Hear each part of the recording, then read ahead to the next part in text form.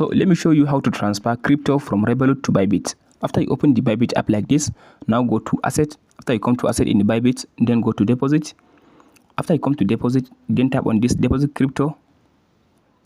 So and then go and search for the crypto you want to send. So I'll just go ahead and search for like Sol. S-O-L, that's Solana. After you select the Solana, here is it now. So then tap on this. Here is it Solana. After you select the Solana network, then tap on this copy button to copy the address. After you copy the address of the crypto you want to send, then go back and open up now the Revolut app. So after you open the Revolut app like this now, all you have to do, you'll be able to see where it says crypto. After you tap on the crypto tab, from there it will give you the list of the crypto you are holding.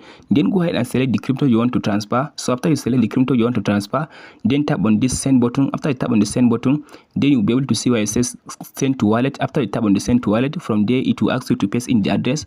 After you paste in the address, then specify the amount and tap on withdraw button. From there the crypto will be withdrawn into your Bybit account. And that's it, guys. Be sure to like and subscribe.